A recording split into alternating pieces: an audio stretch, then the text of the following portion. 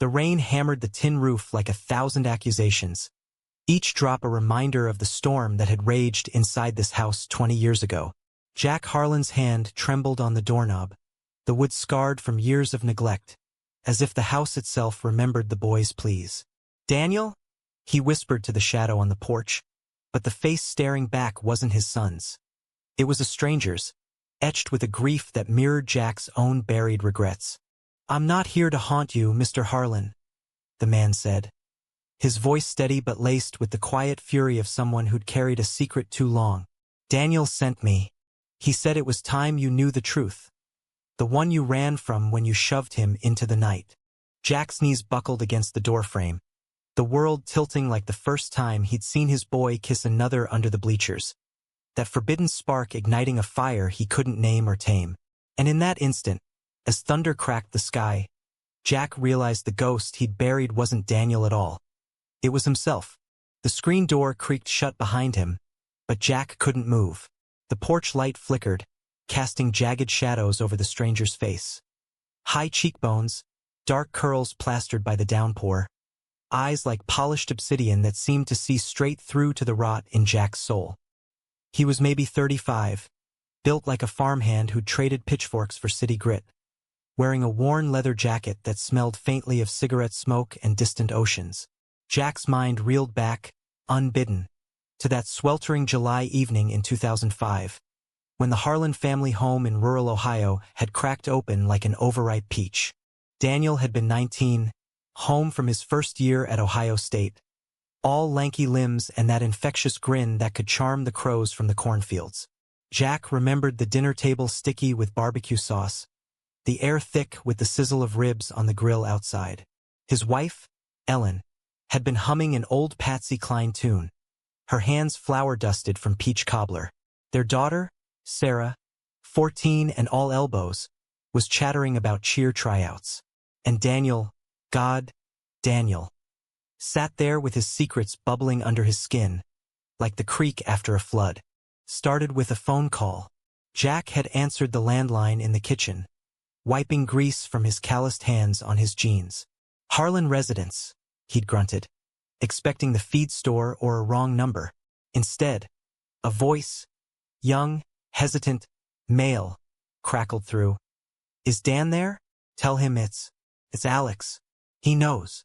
Jack's blood turned to ice. He glanced at the living room where Daniel lounged on the couch, flipping through a dog-eared copy of The Catcher in the Rye. The boy's cheeks flushed when he saw his father's face, the phone dangling like a noose. "Dad? Who is it?" "No one," Jack wanted to say. A mistake. But the pieces clicked. The late-night whispers Daniel thought Jack couldn't hear. The way he'd started dressing sharper. Cologne lingering like a challenge. Jack thrust the receiver at him, storming out to the back porch, where the fireflies danced mockingly in the dusk. That night, after Ellen had shooed the kids to bed and Sarah's door clicked shut, Jack cornered Daniel in the hallway. The boy's room was a shrine to rebellion. Posters of Bruce Springsteen and faded pride stickers peeling from the edges of his mirror. A half-read copy of Giovanni's Room splayed open on the nightstand. "Who's Alex?" Jack demanded, his voice a low growl, fists clenched at his sides. Daniel froze, his Adam's apple bobbing like a buoy in a squall. "Just a friend from school, Dad. Study group." "Bullshit." Jack's hand shot out, snatching the phone from the charger. He scrolled through the call log. Alex, Alex, Alex, each one a knife twist. "You think I'm blind? The way you look at him in those pictures you hide under your mattress? Jesus Christ, Daniel, you're my son. My blood." The air thickened, charged like the moments before a tornado siren wails. Daniel's eyes, those wide hazel pools that mirrored Ellen's, filled with a defiance Jack had never seen.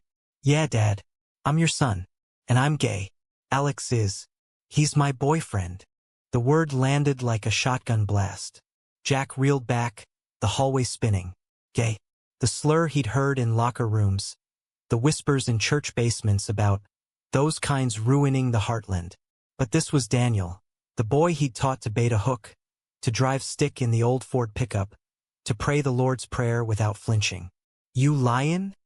Jack rasped, though he knew. Deep down, in the pit of his gut where shame festered like untreated wounds. No, sir. Daniel straightened, chin lifted like a soldier facing the firing squad. I love him, and I won't hide it anymore. Jack's vision blurred. Rage and something darker. Fear. Maybe terror. Boiling up from a place he'd locked away since his own youth. He grabbed Daniel by the collar, slamming him against the wall with a thud that echoed like thunder. Get out, he hissed, the words tasting like bile. You ain't no son of mine. Not like this.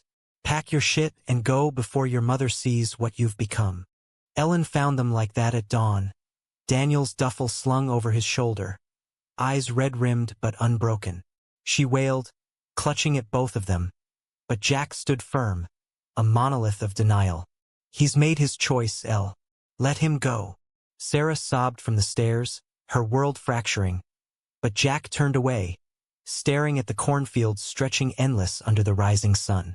The truck's engine roared to life, gravel spitting as Daniel peeled out, taillights fading like dying embers. That was the last Jack saw of him. Letters came at first, sporadic, scrawled in Daniel's looping script, begging for forgiveness, for a chance to explain. Jack burned them in the backyard fire pit, the flames devouring words like love and family, until nothing remained but ash and the acrid scent of regret.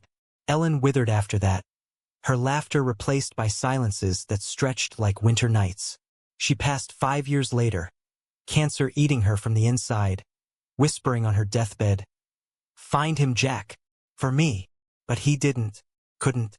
The farm demanded his hands, the church his Sundays, and the bottle his nights. Sarah married young, moved to Cleveland, birthed grandkids Jack saw twice a year at stiff Thanksgiving tables. Life ground on a millstone around his neck. Now, 2 decades later, in the skeletal remains of that same house. Ellen gone, Sarah estranged, the field sold to developers for soybeans. Jack Harlan stared at the man who'd once been Daniel's secret. Alex? He echoed, the name foreign on his tongue, like swallowing glass. What truth? Daniel's dead. Ain't he? That's why you're here, rain or no rain. Alex's jaw tightened, water streaming down his temples like tears he wouldn't shed. He stepped forward, uninvited, the porch groaning under his boots. Not yet, but close. Sit down, Mr. Harlan. This ain't a conversation for doorsteps. Jack led him inside, the living room a time capsule of faded plaid couches and dust-shrouded family photos. Daniel grinning gap-toothed at 8, all of them at the county fair, cotton candy smears on their chins. Alex paused at the mantel, fingers brushing a silver-framed shot of Ellen, her smile radiant. She was beautiful, he murmured. Daniel had her eyes. Get to it? Jack snapped, sinking into the armchair that had molded to his shape over decades. His hands, gnarled from tractor grips and unspoken sins, folded in his lap. The rain pattered a relentless rhythm, underscoring the silence. Alex shrugged off his jacket, revealing a faded concert tee, Springsteen, Born to Run tour relic, and perched on the couch's edge, elbows on knees. Daniel and I met freshman year. Lit class. He was this wide-eyed kid from the sticks, quoting Salinger like it was scripture. I was the city boy, transfer from Chicago, running from my own messes. We bonded over bad coffee and worse poetry slams. First kiss was in the stacks, 3rd floor of Thompson Library. Smelled like old paper and possibility. Jack shifted, discomfort crawling up his spine. He didn't want details, didn't want to picture it, but Alex's voice wove the tale like a spell, pulling him under. He told me about you that night, how you taught him to fix engines, how you two would sit on the porch listening to baseball on the radio. Said you were the strongest man he knew. But then he broke, told me what happened here. The duffel, the gravel. I held him while he shook, Mr. Harlan. Held him like you should have. The accusation hung heavy, but Jack swallowed it, jaw working. He chose his path. Did he? Alex leaned forward, eyes locking like vice grips. Or did you shove him onto it? Daniel never hated you, carried you like a cross, wrote letters he never sent, full of "I forgive yous and come see me when you're ready." We built a life in Brooklyn. Tiny apartment above a bodega. Him teaching high school English, me graphic designing for indie bands. We fought, we laughed, we loved fierce. Traveled the coast in a beat-up VW. Chased sunsets from Big Sur to Portland. He got a tattoo on his ribs, your initials intertwined with a phoenix. Said it was for the boy you lost, and the man he'd become.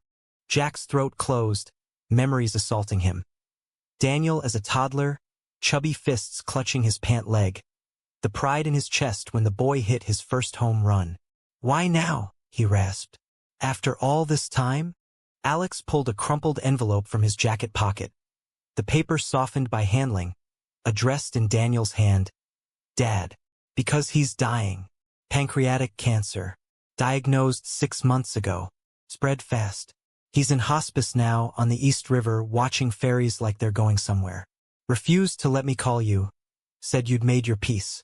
But last night, after the pain meds wore off, he looked at me with those eyes. Your eyes really, and said, 'Tell him the truth, Alex. The one that set us both free.'"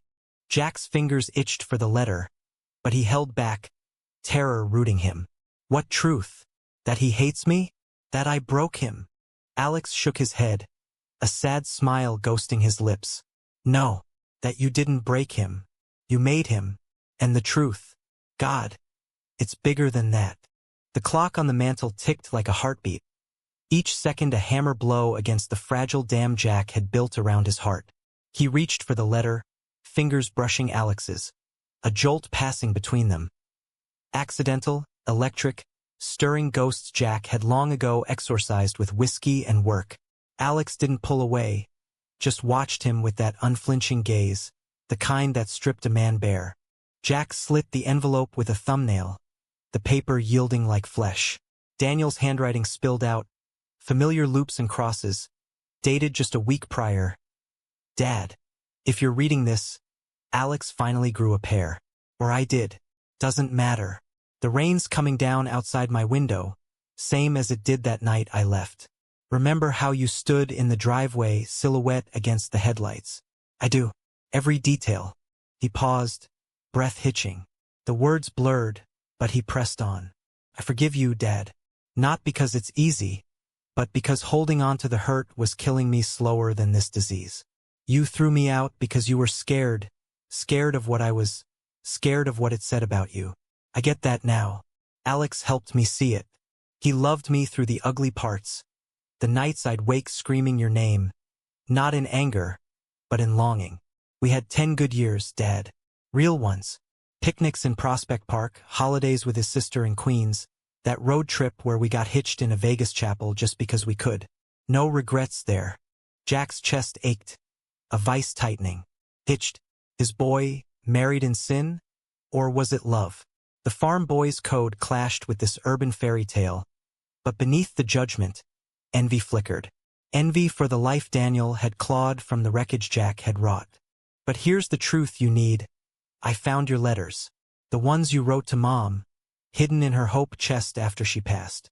The ones you never sent about the boy in basic training, the one you kissed under the barracks in Nam.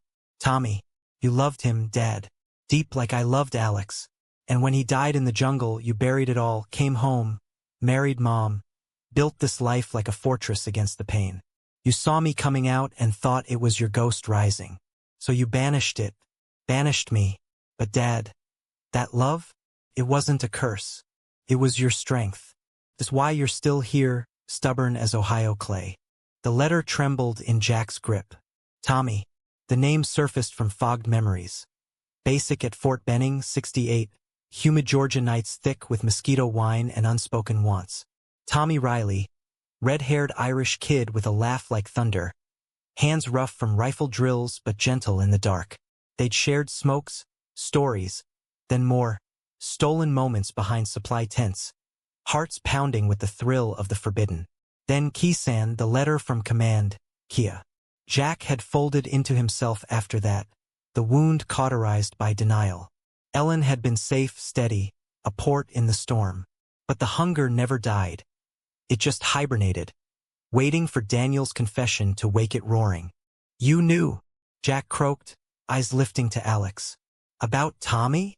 Alex nodded, no pity, just quiet understanding. Daniel pieced it together. Hired a service to dig up old records after Ellen died. Found the letters in a safety deposit box she left instructions for. He cried for days, not for himself, but for you. Carried that weight alone until I pried it out of him last Christmas. We sat on our fire escape, eggnog going warm, and he said, "My dad's a hero, Alex. He survived what I never had to." Hero. The word mocked Jack, who saw only the coward who'd let his son drive away. He shouldn't have known. That was mine to bury. But it wasn't just yours. Alex's voice softened, edged with his own grief.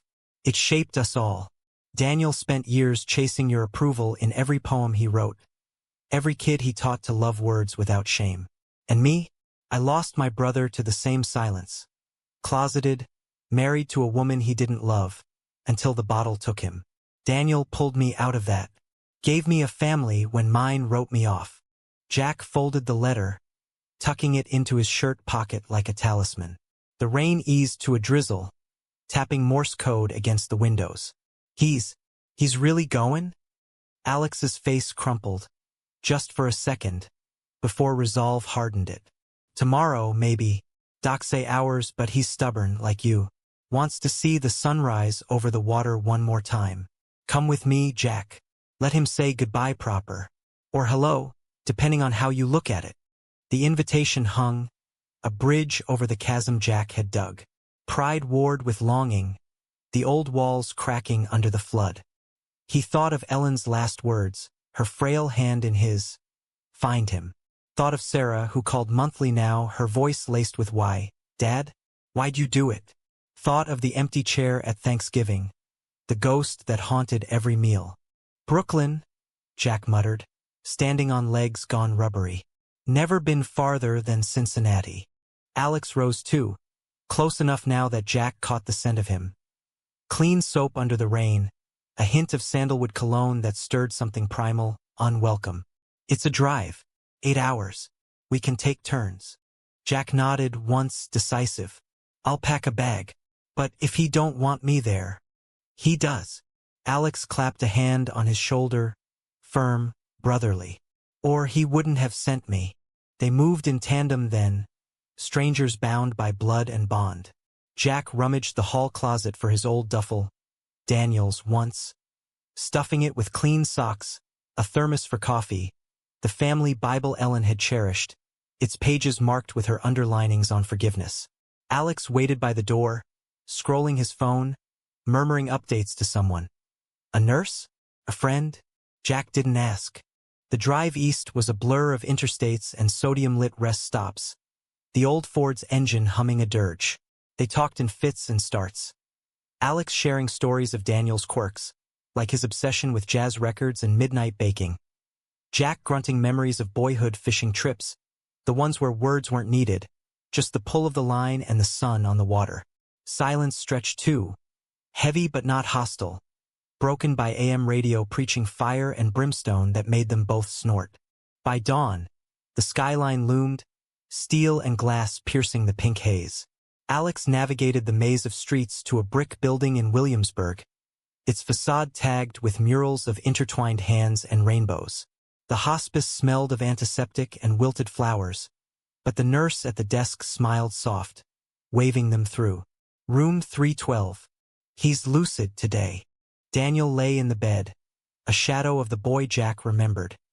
Cheeks hollowed, skin translucent under the ivy's glow, but those hazel eyes sparked when they landed on his father. Dad, he breathed, voice a rasp but alive with wonder. You came. Jack crossed the room in 3 strides, knees hitting the linoleum, hand engulfing his son's. Couldn't not, boy, not after. He trailed off, throat too thick. Alex hovered by the window, giving them space, his presence a quiet anchor. Daniel squeezed Jack's fingers, weak but insistent. Read the letter? Yeah. Jack's free hand patted his pocket. Tommy, how'd you?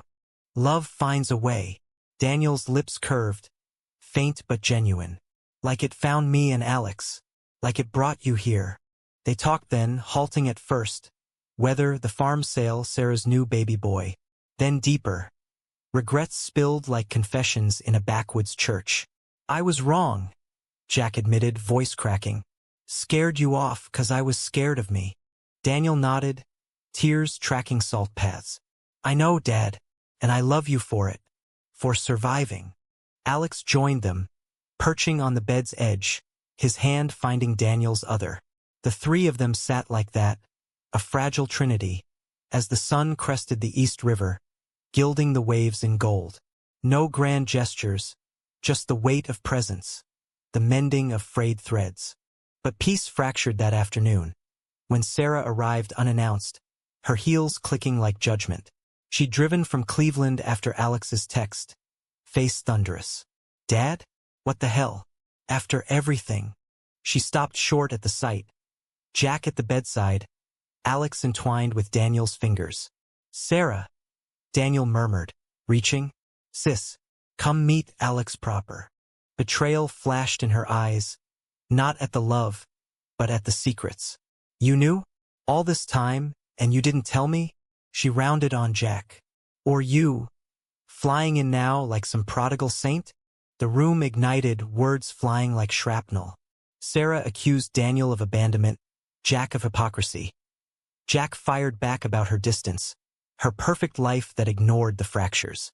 Alex tried mediating, voice calm, but tension coiled, a serpent in Eden. It peaked when Sarah snatched the letter from Jack's pocket, unthinking, furious, scanning the lines about Tommy, her face drained. Grandpa? You? Oh God. She sank into a chair, the fight leaching out. Why didn't you say? Shame, Jack whispered. Same as always. Daniel coughed, a wet rattle that silenced them. Family's messy, Sarah, but it's ours. Stay, please. She did, through the beeping monitors and morphine drips. They shared takeout Thai that night, laughing brittle over old stories.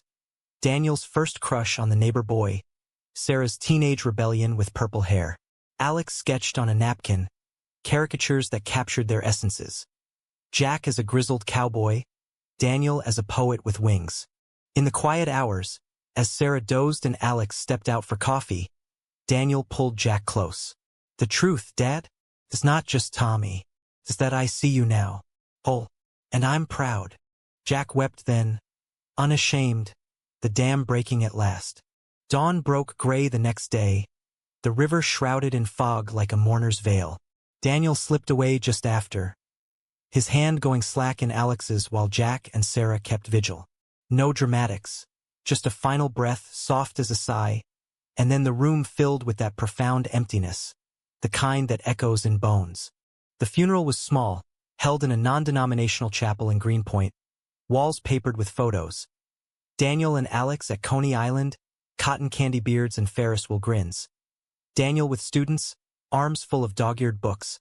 A faded snapshot of the Harlan clan, pre-fracture, Ellen's laugh frozen in time. Jack stood at the podium, words sticking like burrs. He was my boy, he said simply, voice gravel. Taught me more about courage than I ever gave him. Rest easy, Daniel. Dad's got it from here. Alex spoke next, eulogy laced with humor. Daniel's disastrous attempt at soufflé. The way he danced naked to Prince in the kitchen. But his eyes, when they met Jack's, held a promise unspoken. We're not done. Sarah clung to them both after, her betrayal's sting softened by loss. I'm sorry, she whispered to Alex in the receiving line, for not seeing sooner. He loved you fierce, Alex replied, hugging her tight. Always will.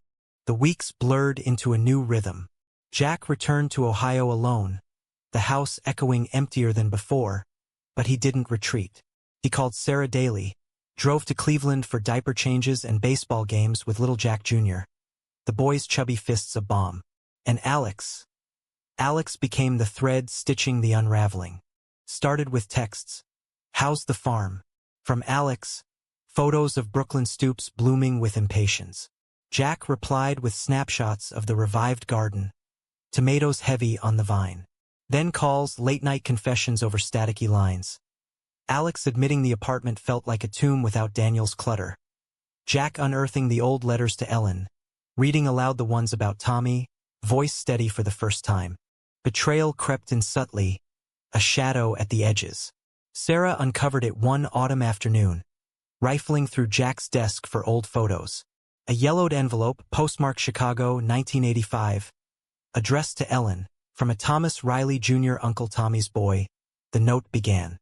Dad talked about you before he passed. Said you were the one who got away, for both of us. Jack found her in the kitchen, envelope clutched like evidence. You knew Tommy had a son? She demanded, betrayal fresh. And you never.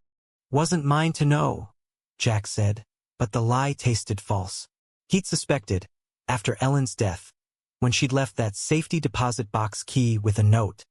For Daniel, when he's ready. But he'd buried it deeper, fearing the mirror it held. Sarah's eyes blazed. This family's built on secrets, Dad. Daniel died carrying yours. How many more? The fight spilled out, her accusing him of poisoning their bloodline with silence. Him lashing back that she'd chosen distance over digging. Alex arrived unannounced that weekend, ticket clutched from a grief-fueled impulse, stepping into the crossfire like a referee. Enough, he said, voice cutting through. Daniel wouldn't want this. He wanted truth, not more graves. They circled wagons then, the three of them, Sarah, Jack, Alex, over coffee and cobbler, unraveling the knot. Tommy's son, it turned out, was a professor in Seattle, estranged but alive. A bridge Jack crossed with a letter of his own. Your dad saved me once. Let me return the favor. Healing wasn't linear. Alex visited monthly, the Ford's odometer ticking miles of tentative trust. One spring evening, as dogwoods bloomed pink against the barn, they sat on the porch, beer bottles sweating, fireflies winking. Alex's laugh came easier now, a low rumble that stirred Jack's blood in ways he dared not name. Daniel would have loved this, Alex said, clinking bottles. Said you made the best esmores. Jack chuckled, but his gaze lingered, on the curve of Alex's neck, the way his shirt clung in the humidity. Guilt twisted, sharp as barbed wire. This was his son's man, widow to his boy. Yet the pull was there, undeniable, echoing the hungers of youth. The climax shattered on a humid July night, 20 years to the day Daniel left. Jack invited Alex and Sarah for a barbecue. Ribs slow smoking, the air thick with nostalgia. Laughter flowed, stories of Daniel's pranks, Sarah's wedding mishaps. But under its simmered tension, Alex and Jack had danced closer lately. A hand on the small of the back guiding him through the city. Shared glances over dinner that lingered too long. Sarah saw it first, pulling Jack aside mid-meal. Dad, what's happening? Nothing, he blustered, but her eyes narrowed. With Alex? Don't lie. I see how you look. The accusation landed, betrayal's echo. Jack flushed, denial warring with confession. It's complicated. He's family now. Sarah's face crumpled. Family? Or more? God, Dad. After what you did to Daniel. The words ignited, drawing Alex from the grill. Sarah, stop. No. She whirled on him. You too? Replacing him already? Is this the truth Daniel died for? His dad and his husband circling like vultures. The backyard fell silent, smoke curling accusatory. Jack's heart hammered, shame flooding hot. Sarah, that's not. But Alex stepped forward, face ashen. She's right to ask. I feel it too, Jack. The pull. But Daniel. His voice broke. He saw this, I think. In the letters. Said love doesn't end. It echoes. The revelation hung, a thunderclap. Daniel's final note to Alex, read privately. If you find light in Dad's shadow, follow it. He deserves dawn.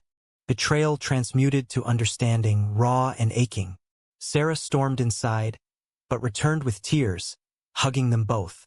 Just, don't hide it. Promise. They didn't. That night, under stars pricked like promises, Jack and Alex talked till dawn.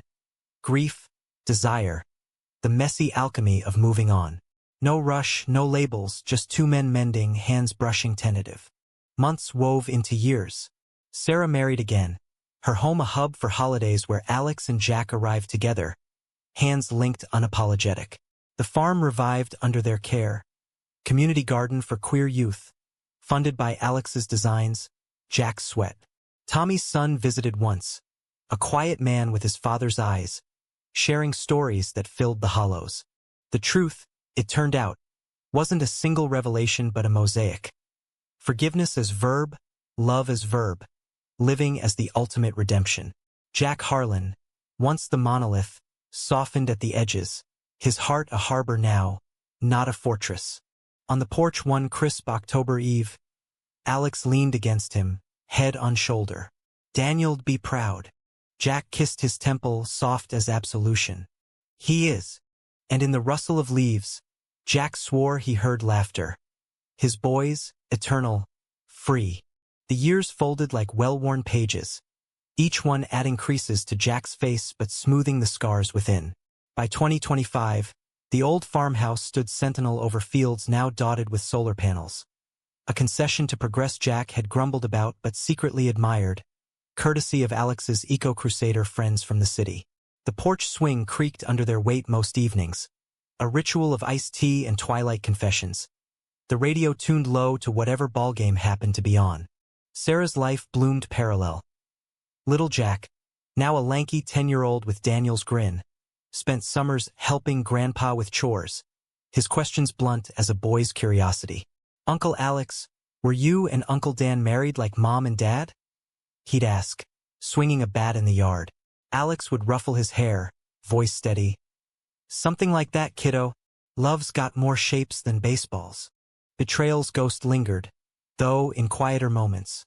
A pang when Alex's hand slipped into Jack's during church, the congregation's knowing nods turning to whispers. The heartland hadn't fully thawed. Old-timers at the feed store still crossed the street when Alex dropped by in his hybrid Prius. Jack felt it like a low hum, the echo of that July night long ago, but now he met it head-on. "Mind your business," he'd growl, arm around Alex's waist, a shield of flannel and fortitude. The deeper conflict brewed internally, a storm Jack weathered alone at first. Nights when Alex slept sound beside him, their bed a king-size haven in the master suite they'd renovated with Ellen's quilt draped careful over the foot. He'd lie awake, staring at the ceiling fan's lazy whirl. "What right do I have?" the doubt whispered, "to this joy, built on my boy's grave?" Daniel's letter, laminated now in his wallet, was both anchor and accusation. Love finds a way, but guilt gnawed, a rat in the walls, amplified by a package arriving one spring morning, postmarked Seattle. Tommy Jr., Tom, now graying at the temples, had sent it. A bundle of letters, photos, a tarnished dog tag etched Riley, T., 1969. "For closure," the note read. "Dad would have wanted you to have them." Jack pored over them in the barn, dust motes dancing in sunbeams, the images pulling him under. Tommy at 20, shirtless and smirking in fatigues. A faded Polaroid of two soldiers, arms slung casual, eyes locked intimate. The letters were terse soldier's prose. "Miss your laugh, Harlan. Nights here are hell without it." But the undercurrent roared. Love, unvoiced but undeniable. Alex found him there, cross-legged amid hay bales, tears carving tracks through the grime. "Jack." He knelt, hand gentle on a shoulder bowed. "Talk to me." "It's all comin' back," Jack rasped, thrusting a photo forward. "Tommy, what we had, what I lost, and now, you. Feels like theft." Alex studied the image, thumb tracing the edges. Theft? Or inheritance? He set it aside, cupping Jack's face, thumbs wiping salt. "Daniel knew. He wrote me after finding these. Said you deserved a second act. Not replacement, Jack." Echo. The word unlocked something, a floodgate. Jack pulled him close, their embrace fierce amid the straw, bodies speaking what words fumbled. No rush to passion's edge, just the raw humanity of holding on, breaths sinking like prayers. But climax crested that summer, at the annual county fair, corn dogs and carousel lights, the air sweet with funnel cake and nostalgia. Jack had entered the Harlan pie in the baking contest. Ellen's peach recipe tweaked with Alex's bourbon twist. They wandered the midway hand in hand, unashamed, little Jack tugging them toward the ring toss. Laughter bubbled. Easy. Until a voice sliced through. "Harlan? That you, smoochin' on some fella?" It was Bill Kearney, high school football coach turned bitter retiree, face ruddy with beer and bigotry. The crowd hushed, eyes darting. "Thought you raised that boy right. Guess the apple don't fall far." Jack stiffened, old instincts flaring, fists clench, chin jut. But Alex's grip tightened, grounding. "Walk away, Bill," Jack said, voice even. "Times change." Kearney sneered, stepping closer, breath sour. "Change? This ain't natural. Your boys rotten for it, and now you? Shame on ya." The betrayal stung. Not Kearney's words, but the mirror they held. The man Jack had been, spewing the same poison at Daniel. Rage boiled, but deeper, sorrow. For the coach's closeted son who'd overdosed years back, whispers of unnatural loves unspoken. Alex moved first, voice calm thunder. "Shame's a heavy load, Bill. Carry yours. Ours is light." He turned, pulling Jack and the boy away, but Kearney lunged, grabbing Alex's arm. "You city queer, ruinin' good folk." Jack exploded then, shoving Kearney back with a roar that echoed across the midway. "Enough!" Security swarmed, diffusing the brawl before fists flew. But the damage rippled. Stares, murmurs, Sarah rushing from the livestock barn, face pale. In the truck ride home, silence reigned, little Jack asleep in the back. "You okay?" Sarah asked finally from shotgun. Jack gripped the wheel, knuckles white. "No, but I will be." At home, porch light glowing like a beacon, they debriefed. Sarah admitting her own fears of small-town judgment. Alex confessing the ache of being the other in Jack's world. "I love you," Alex said, simple, to the group. "All of you. That's the fight worth having." The words mended. A bomb. Sarah hugged him fierce. "You're stuck with us, weirdo." Humanity's thread wove tighter after. Jack penned a letter to the local paper. Not fiery but firm. "Love's the heartland's best crop. Time we harvest it all."